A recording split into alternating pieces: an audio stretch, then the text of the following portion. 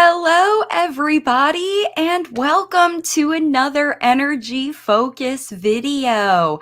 My name is Marci Melzer, and I'm an intuitive. I'm a speech language pathologist, and I'm a language facilitation coach and consultant. And my website and platform, wavesofcommunication.com, equips and empowers parents and caregivers all over the world to teach the late talkers in your life how to use spoken language to share their wisdom with the world. That's why we're here. And this week's energy focus, I have the same routine. I'm back to my routine because I know this week the information, just like every week, is intended to help you take advantage and get even better outcomes this week. And this week's topic is this one. It's called Look What Love Built.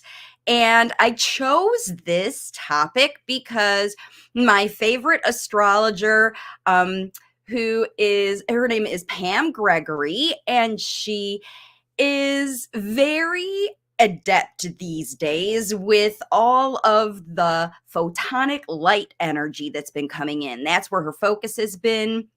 And I want to talk about that today. So on this video, you're going to be getting three sort of sections. The first section, we're going to talk about the astrology and the astrological energies and how they might be affecting us. The second thing we're going to do is I'm going to share my top 3 videos from the Waves of Communication platform. We have more than 500 videos here for you that can help you this week work with the energy. Remember, we're coming off of that eclipse and there's lots of stuff going on.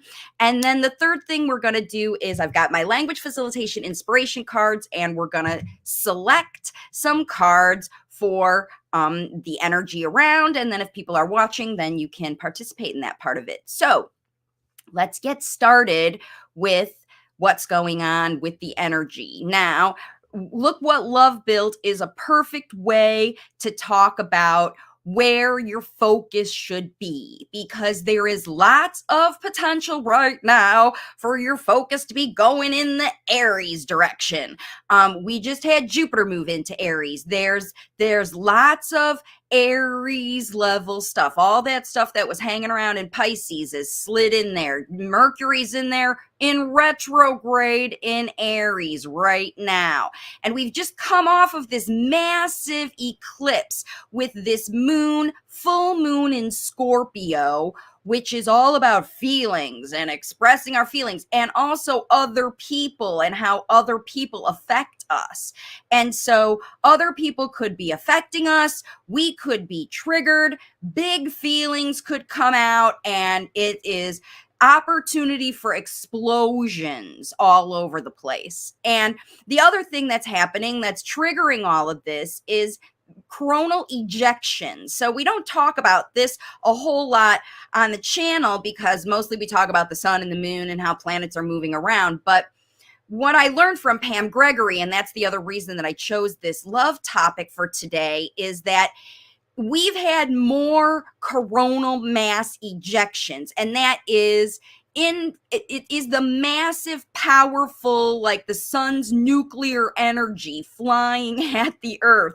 Massive ejections. We've had more in the last month than we had in the whole entire year of 2018.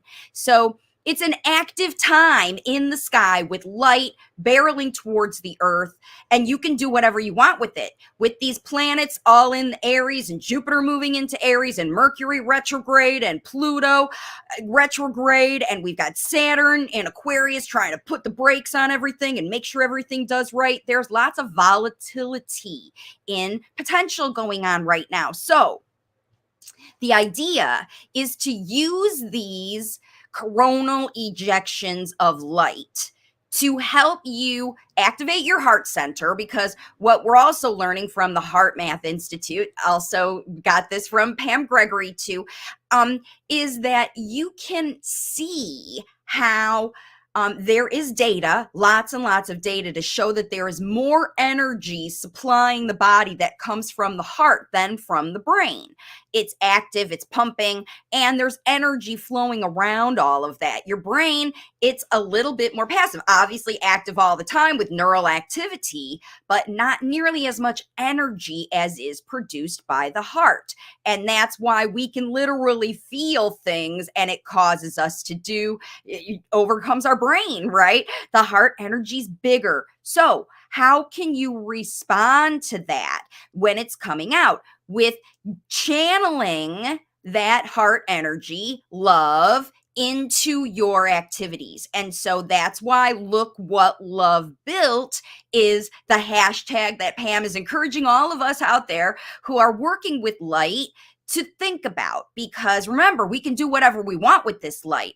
But when we remember that there is potential for massive, massive change, massive new light, massive new heart activation that you can do something with. So that's what we're going to be talking about today is what do you do as a parent of a child who's not talking yet, who could be very triggered by this eclipse and all of this big Aries energy, and how do you inject all of this with love so that the energy, instead of your brain, why did it happen and who did he do it to and other people's stuff and all the things that we think about when we're triggered in Aries, overcomes all of that temptation with injection of love. And so what I've done is I've pulled out 3 videos that will help you build things with love, because that's what we're doing. Look what love built. And the reason that these videos exist is because parents all over the world are building these things with love. And I know that they are things that you want to build. So what we're going to do now is get into these top 3 videos of the week so that you can see what you can build with the current energy and using these massive coronal ejections combined with this beautiful moon and all of this Aries energy that you've got behind you. Here's the first one. And by the way, all the links to these videos are in the description of this video. So 10 strategies to build confidence in late talking kids. As we know in the workbook, as if you've been working with the workbook, when we are talking about elevating the levels, the link to buy yours is in the description. By the way, it's available all over the world now. You can get it in India. There are all over India. You can get it now in print through Notion Press, and for a while it's also on Flipkart and Amazon in India through Notion Press. Thank you, Notion Press. Shout out to all of you making this possible. Look what love built this workbook, and it built a connection with a publishing company that allowed me to publish it in India. So thank you. And if you have bought the book, please give your review, because that helps other people understand how valuable it is. All of the information about this book is here. So what you're going to build is confidence. In the workbook, we talk about the only thing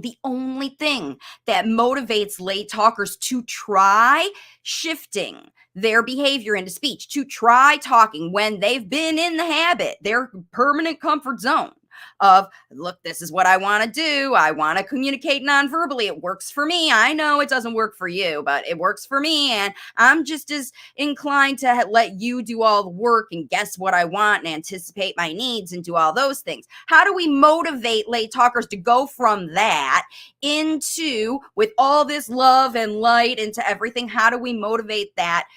Through confidence, through empowering them to think that speech is easy, to think that speech is fun, to think that speech is cool and beneficial to them, because those are the reasons that they try hard and build speech. So building confidence, that's the first video that I have for you. Now, the second video that I have is something else that late talkers need to build to be excellent at and evolve their spoken language. So even kids who are already talking need to build all of these things. So these videos are appropriate if your late talker is not talking at all, or if they're starting to use words and you're trying to evolve it. All these videos are good.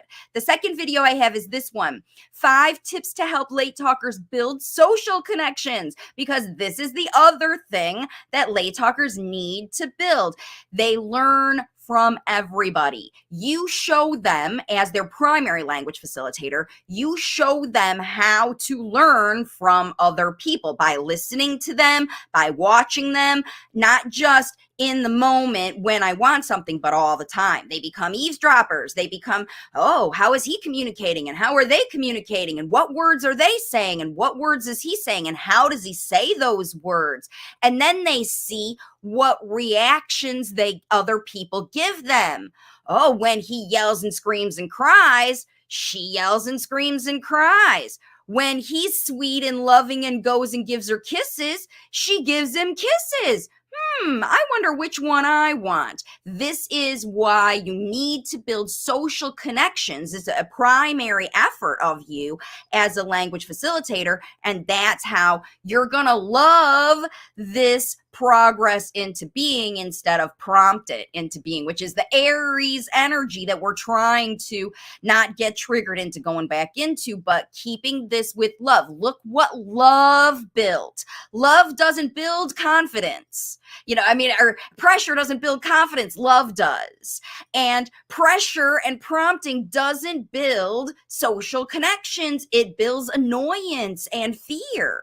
Right? But love builds social connections. All right, let's find out what else you can build. Of course, with spoken language, how to help spoken language emerge naturally through connection. How do you build spoken language? By connecting with the late talker and giving them social and needs-based and entertainment-based and all those fear-based, all the language they need around all those things that you know about them, because you, as their primary language facilitator, you connect with them through the great times, through the tough times, through the exciting times, through the surprises, through the planned things. You're there all the time to connect with them in each one of these different issues. Now, the other thing that you build when you build confidence, social skills, and connection is you build in the late talker the ability, because in the workbook, we evolve these kids all the way up the levels to the point where they are independent and teaching others. They're teaching their little brothers and sisters how to be confident and social and talkative, right? This is what you want to build in your late talker. The ideal is for your late talker to shift from behavior into teaching their little brothers and sisters and cousins and stuff, the little kids around them, how to communicate and connect, because you've taught them through your examples, through your language facilitation, how it works with love. And that's how you build a happy household. That's how you build fun. That's how you build an excited, motivated learner who wants to learn about everything you teach them, because now they can connect with other people. Maybe you can't teach them things, but the karate teacher can teach them karate. The dance teacher can teach them dance. The math teacher can teach them math. The things that you don't know how to teach, once you teach these 3 things, once you build these 3 things through your love, then you send the late talker out into the world is a chatterbox who wants to learn from other people, who's curious and motivated and confident. And that's what you build, right? Okay, so let's move into the fun part of language facilitation. I already see a comment coming in. Hi, Brooke. Brooke says, hi. I'll tell you what, Brooke, you'll be the first one that I pull a card for. Actually, I'll pull one for Brooke, but then I want to do one for the collective. Let's just pull one really quick for Brooke since she popped on. And if you want a card, this is what you do. Let me pull out my little note here. In my language facilitation cards, these are cards that I created for parents. There are a few decks left before I do the next rush order, which might be this summer. If you want to get them now, on my website in the link. You can get your own deck of these cards. They're so fun the more I use them. So, Brooke, this is the one that you got. Uh-oh, I do not agree. There must be drama. See, that's the other thing, that this Scorpio full moon triggers drama. So, on the back, it says, use drama for teaching. I'll let you screenshot that a little bit. It always messes up my background.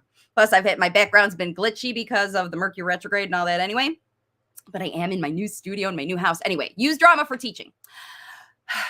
Late talkers may rebel or isolate when they feel that their alternative ideas are disregarded as bad choices.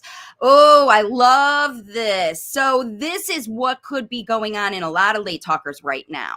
With this energy going on, they are feeling their feels. They're feeling they don't want to be suppressed, repressed, oppressed anymore. Their Mercury's in retrograde too. They remember all the times when they were at a disadvantage. And their Jupiter's in Aries right now too. So they're trying to manipulate their environment. They're not putting up with it anymore. They're empowered, and they're showing you how it's empowered. I hope you're not having too much of this, Brooke, but you could see this as big time pushback, right? Isolation or rebellion. It can happen in both ways because they just give up on you. Like, you're not the source of the kind of learning I want right now, so I'm going to go somewhere else and find it somewhere else. Isolation or rebellion. If you force them to stay there in your learning environment that they don't enjoy, they're going to let you know. They're going to let you know. Their Jupiter's in Aries right now, just like everybody's. They're going to let you know, all right? And especially if you judge their opinion about your teaching as not being such a great environment for them as their bad choice, whew, boom, explosion. This could be happening, right? So you want to acknowledge the communication breakdown that's going on here. I don't like this situation, and you don't care. I don't care that you don't like it. And that goes from both sides. I don't like it, and I don't care that you don't like it. That's where drama comes from. You know, it doesn't matter. Your opinion doesn't matter to me. That's where drama comes from. Okay. And how we shift it around is that your opinion does matter to me, right? Acknowledge the communication breakdown. Uh-oh, I was thinking about myself and not you. And if I'm trying to teach you something, I, as a smart teacher and language facilitator, need to keep my learner in mind, need to keep my student in mind, because you know, just like me, you don't like something, you tune it out. You can swipe away and click off this video anytime you want, right? So you acknowledge the communication breakdown and apologize for not listening to their opinions, their perspective, their whatever. They've been trying to review with you. Remember the good times. I remember all that. They remember. And right now during retrograde, they are remembering every crummy situation that they got put in outside of their control. They're remembering and they're rebelling, retrograde. You're going to get this from them, okay? Now tune in to the language facilitation zone. This is what you do. And describe every detail of their feelings that you do perceive. Because once you tune in, you automatically know, oh yeah, he's annoyed, he's mad, he's pissed off at me, he's whatever, right? That's what's going to happen when you tune into the language facilitation zone and you work through this drama. So here's Brooke. Yes, and way too much drama going on. Oh my goodness, isn't it amazing how these cards turn out? Look at this. So yes, and the second child in the house is this way now. Okay, and this sounds like the sibling. Okay, so there you go. See, this is every child, every child in the world is experiencing these situations, but your kids, and of course, wherever it is in your own chart is going to matter. So the potential for this drama is no joke. And so what I love about drama, just like this card said, it's so amazing how these cards work. Thank you, universe, for sharing that amazing message. Because the thing is, every seemingly unpleasant situation is energetically an opportunity for you to have a different outcome than the last time this unpleasant situation arose. That's it. And then when you are present in the moment, because you might be triggered. This card itself, the drama itself, is your opportunity because you don't always trigger it. Maybe the late talker triggers it. Maybe someone outside of you triggers it, but it's there. It's just there. This drama is around. And then it manifests and builds on each other, because unless you work out the source of the drama and stop the triggers from happening, they just go, it's a slow burn. It's trigger after trigger and annoying and annoying and annoying and annoying until the blow up, and then the drama happens and you're like, how did we get here? You can always remember how you got here. Always got here. Okay, so let's see. Here is one from SVFB who's joining. My ASD 4-year-old is nonverbal, low receptive language. Please give tips. The workbook. Get this workbook in the description of this video. It shows you exactly how to know where your child is. I'll pull this back up. Doesn't matter how old your child is. It doesn't matter what level your child is now. If they're completely nonverbal, or if they've got some words, if they're using echolalia, if they're using whatever, you're going to learn what to do with where they are right now. It's like a gym workout situation, right? You can't just use the same tips that everybody else uses. You're not the same person. Your child's not the same person as every other person. You have to learn. If you want to get the tips, this workbook's full of them. And it starts with learning out how to connect with your child and facilitate the spoken language. In that third video that I shared in my tips of this week, and the videos of this week, this video, you can see it on my website. I have it on my website, so you can learn in this video right here. This one, it's 5 minutes. It's a 5:55 video, 6-minute video. And the link is in the description of this. You can see what level your child is before you even buy the workbook. You can see at your level 1 through 7. Okay. And if you are, what you do in the video is you see what level you are, and then because there's a description about the levels, and then you see, what do you do? How do you get the child facilitated to the next level? And that's what this workbook is. Now, remember, the levels aren't consistent. The progress isn't like, zhunk. It's never linear, because we're talking about kids and we're talking about communication, which is not a linear process. It's like, it builds like a snail, like a spiral. Skills build on skills, but then you have to revisit things and you go back around and around and around. Kind of like this, I call it an upward level that's like waves, because it's never consistent. It's never consistent. Life is not consistent. And if your speech is, I want X, or this is X, or where is X, or whatever, you're doing a lot of consistent kind of talking, you're probably just confusing the late talker about when's the language learning going to happen, because all that is just speech words that label things. That's not helpful to me. They need to learn the language that they need at the level that they are, because spoken language is an evolutionary process. So the tip is, figure out where you are now so that you know what to do and move forward. That's how that works. Okay. All right, let's see. We've got some cards about situations. Kids first. Nice to see you. Hi, Eddie. If you're watching, oh no, cards are falling down. Sorry, let me grab them. Sorry, everybody. Okay, we got Mercury retrograde. We got all this going on. I'm gonna pull a card for Eddie. It says, he's nonverbal. He's 6. He had dental surgery. It was hard. He was fighting and biting and scratching me because he couldn't understand how to handle the pain and numbness. You can work with this. You can work with all these situations. And if he's still having side effects from it, remember, he remembers it. Remember, he remembers every bit of it. And you can talk about it. You can talk about the experience. He remembers, even though he can't. You can go back and talk about it. Let's see what you got about that. Look at this. I love my tech. Your nonverbal kid, he has a way with his technology. He's got a device that he is, or even in videos, that's it. You can use videos to show him how to do things. And in the future, this is what I recommend. You need to show him video of kids going to the dentist. You need to show him video, even if it is technical videos that you find online about surgery. Like, what does oral surgery look like? What does anesthesia look like? It doesn't have to be for kids. It can be even an adult version of it. Your son needs information. Not because he is nonverbal, people don't explain enough to him, and he understands a ton. So, it says balance tech with talk.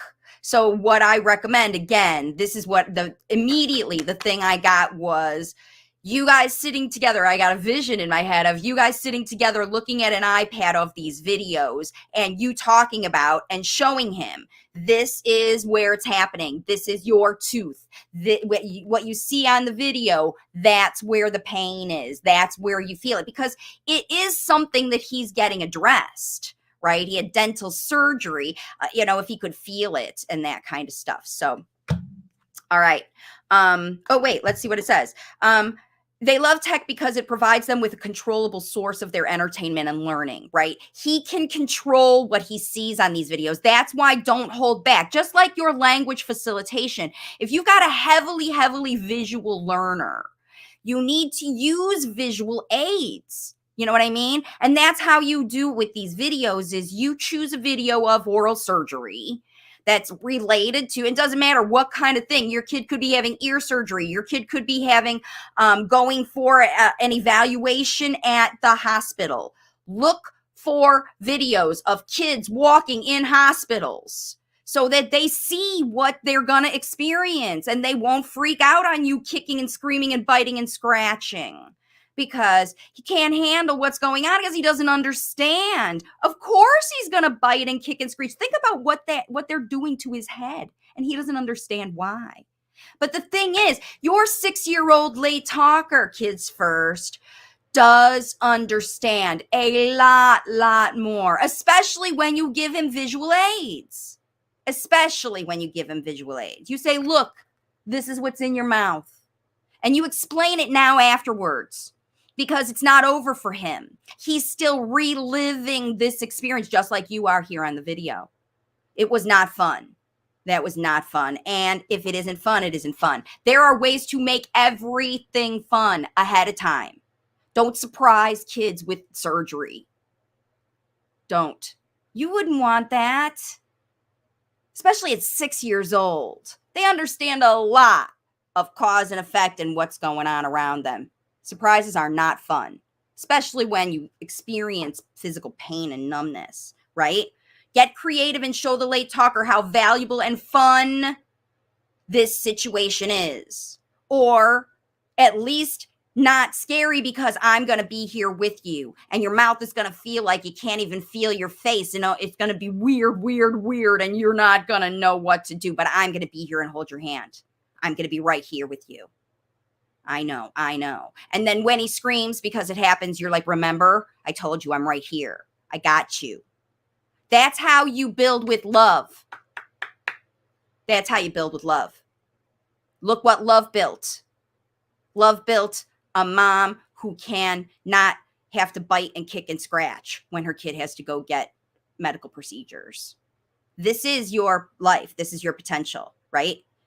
Create videos of your activities to view together. That's what I mean. Even if you don't have them, but do it after the fact. I just talked about this with Charlie. Hi, Charlie. And he loves making videos of himself because he likes looking at his improvement. He's watching himself make This is a kid who's addicted to video. He used to watch other people. Now he only wants to watch himself because he's the star of the show. His mom figured out how to do it.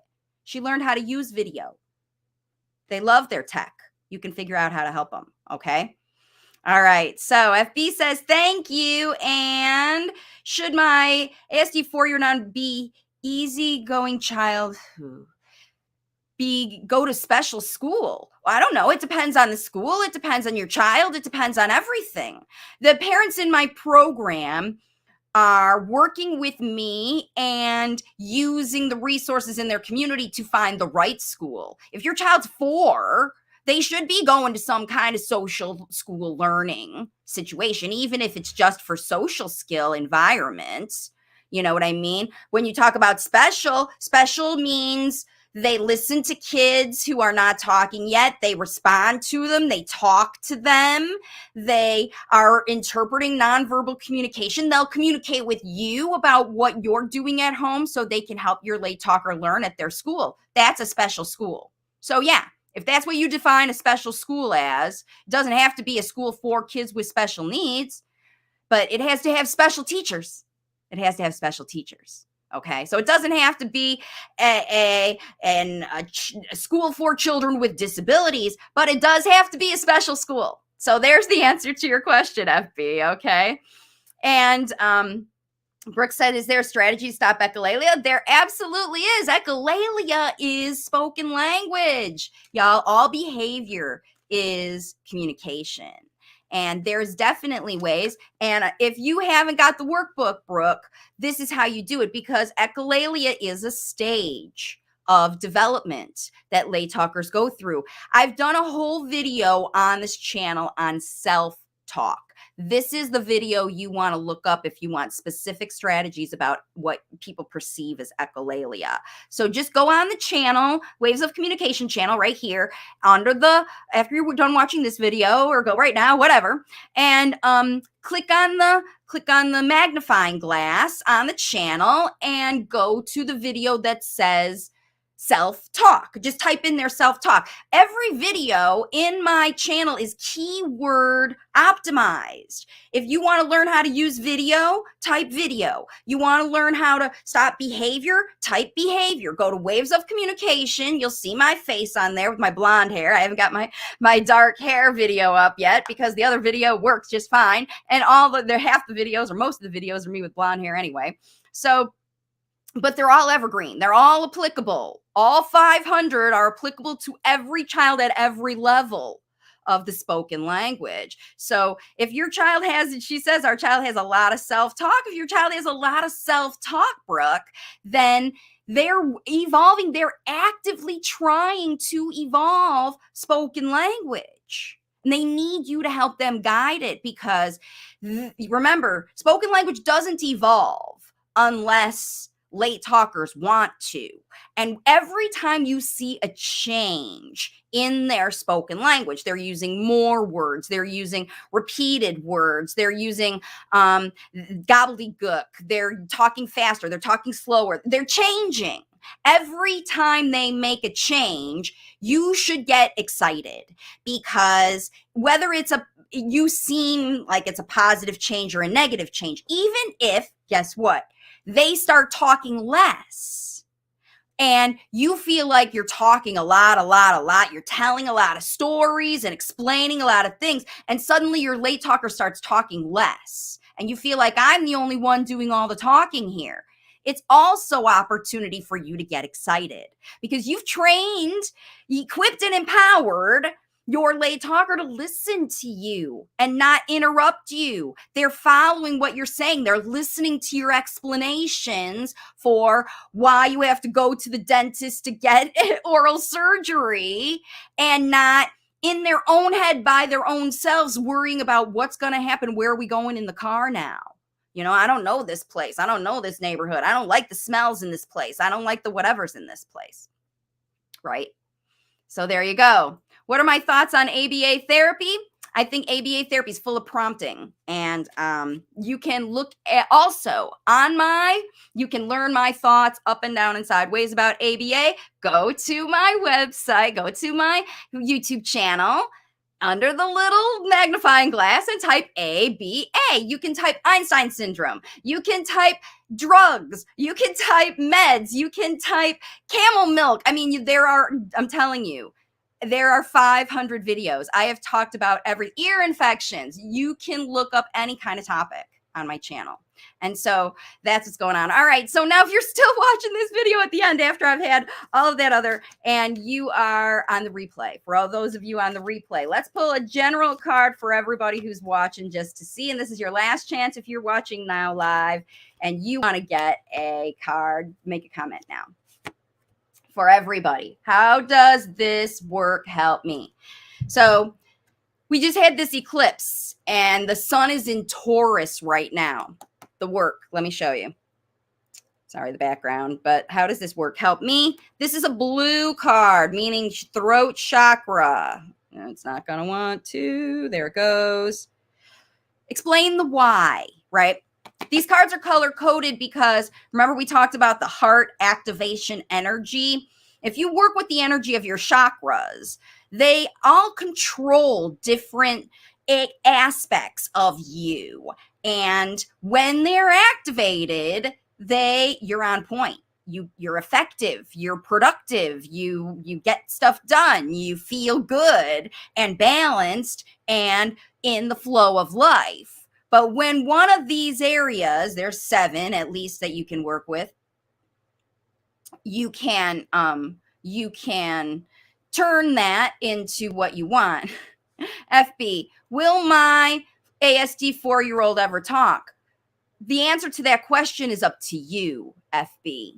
If you facilitate spoken language, there is potential. There are parents all over the world whose 4-year-old kids who are diagnosed with ASD did not ever say anything and now are chatterboxes not because they took them to therapy, not because they took them to whatever. They did that too. But their kids are talking and going and learning from those therapies because of the language facilitation that their parents did with them. They equip them to do well at the therapy. They empower them to be happy and safe at their school.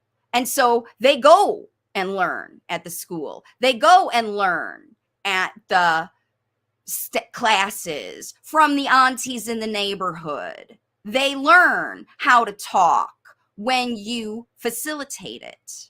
Okay, so the answer to this question, I'm sure every parent has this question. Will they ever talk? Of course they will. They want to. They're begging you to teach them. And they're communicating every day, non-verbally.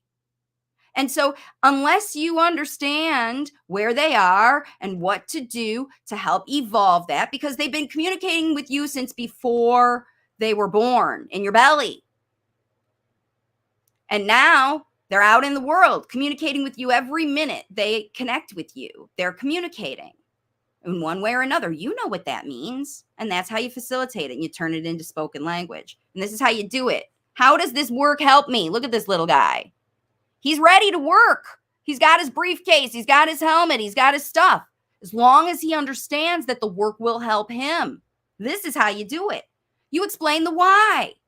Why is it important for you to talk? Not for me.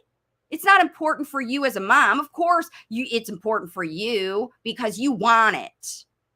But why is it important for them to talk? Motivation to work through challenges like I can't talk and you want me to talk. That's a challenge. Your mindset is a challenge. You are doubting that your 4-year-old will talk. Otherwise, why would you ask this question, right? 40% stay nonverbal, but I feel he has potential to be visual. I don't believe 40% stay nonverbal. Not 40% of language facilitation kids.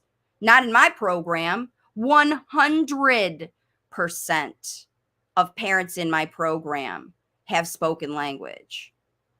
Some. It's not perfect, but there are words.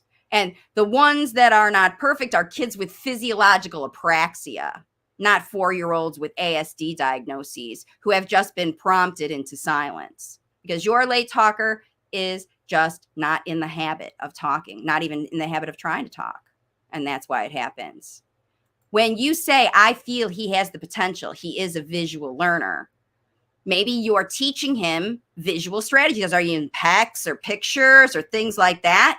Because if you think he's a visual learner and we're going to focus on visual work, then he's like, okay, I guess you don't want me to talk. You want me to use these pictures instead. That's not a that's its own language, a different language, not the language that you want to be teaching, right?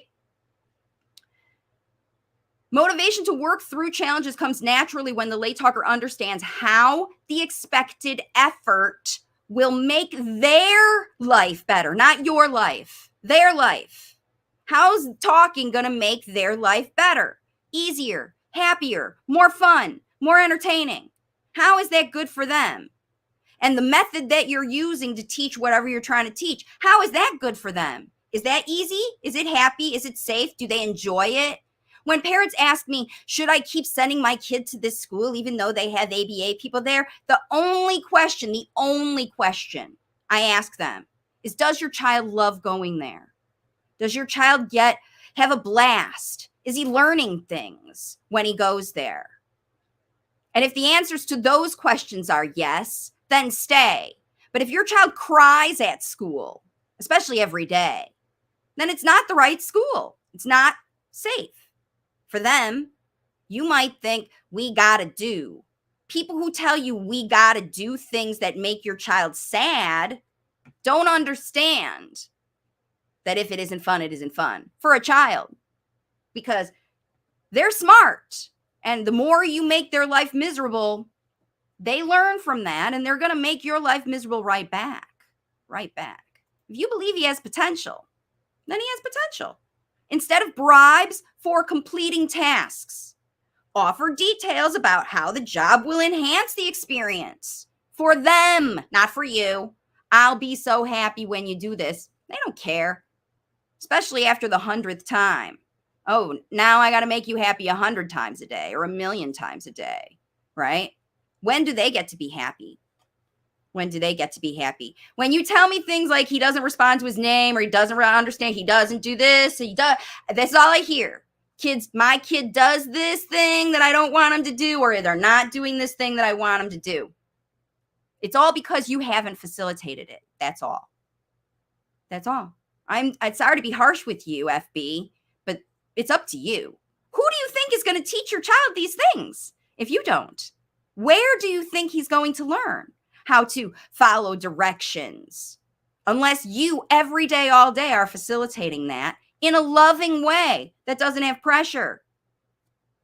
The idea, and I wrote it here on the card, practice with me. It's not even working. So you can learn how to build things all by yourself. You're building an adult, not a child you want to care for forever and ever and ever. That's the point of all this. What are you building? Are you building an adult? Are you building confidence? Are you building social skills? Or are you wanting your kid to respond to his name and follow directions and all, joint attention, less than a minute with community? Right. All of that's probably really true, because nobody's facilitated joint attention. Nobody's facilitated these kinds of things, following directions. All of those things you can get in this workbook. Doesn't matter where you live. I don't know where you live, FB.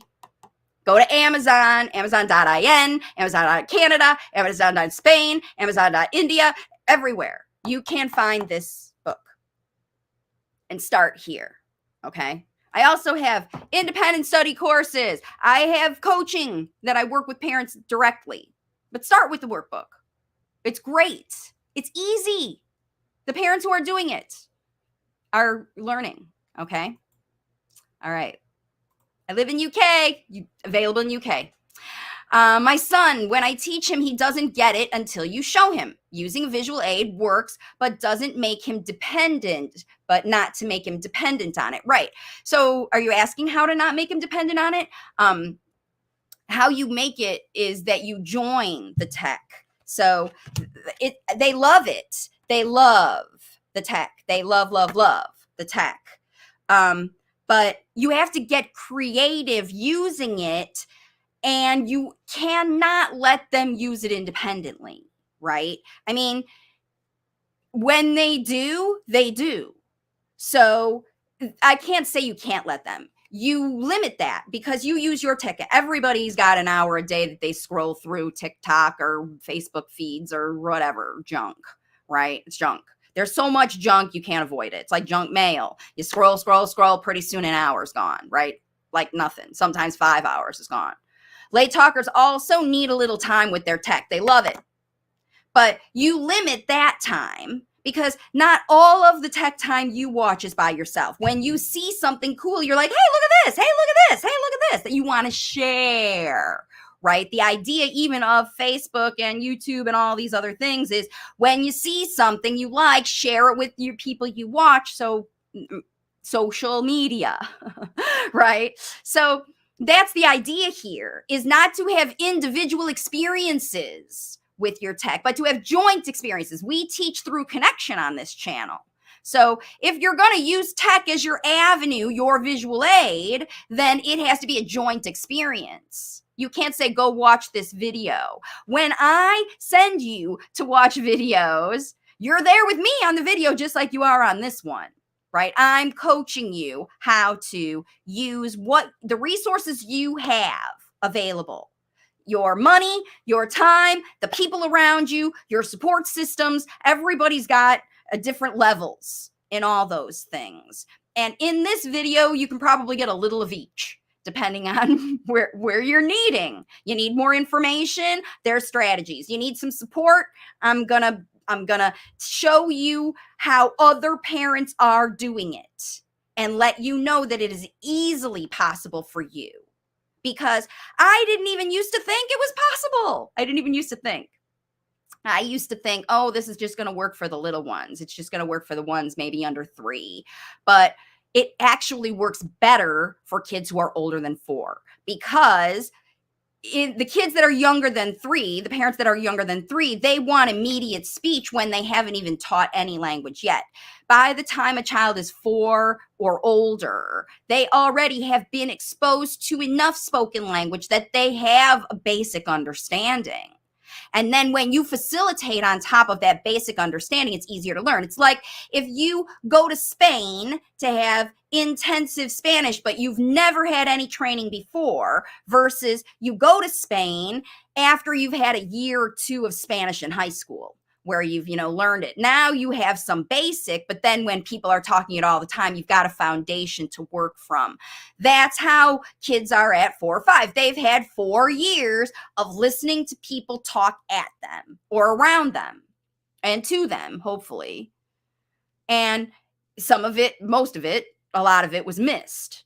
They didn't learn the language through that experience. That's why they're still late talking. Okay, so it doesn't matter when you discover, oh boy, maybe my late talker's not able to process us by osmosis like other kids, what's going on around them, and learn language. I have to facilitate this. I have to offer extra assistance for my particular late talker because they have physical, environmental, or mindset challenges that have blocked their language learning process. And continuing to this day, to this very moment, they continue to have physical or environmental or emotional or mindset resistance to developing speech. They're staying stuck in their nonverbal because of these blockages. That's the big deal. When you figure out what those blockages are, you'll get it, okay? So it's up to you to find out. FB says, I'm 100% try your way. You got nothing to lose. You got nothing to lose, FB. Okay, that's it for now. There's a lot of ranting and raving going on these energy-focused videos because we just sort of get into it. Tomorrow, we're going to be talking about more specific strategies. We're going to be talking about how to recover when things aren't working very well, or if you're just getting started and you don't know where to start. Believe me, it's going to be okay. That's the title of tomorrow's video. It's going to be okay, because I'm going to give you some real strategies to help you get restarted, get your language facilitation rolling again, even if you're for the first time or you're coming back to it, because remember, it works like that spiral, and you may have been distracted and gotten off your spiral, but you need to come back and pick up where you left off so that you can continue your child's evolution. And that's how this works with Waves of Communication. I'm not going anywhere. So thanks again. Facebook user says, thanks always. I'll see you all in the next video, and bye for now.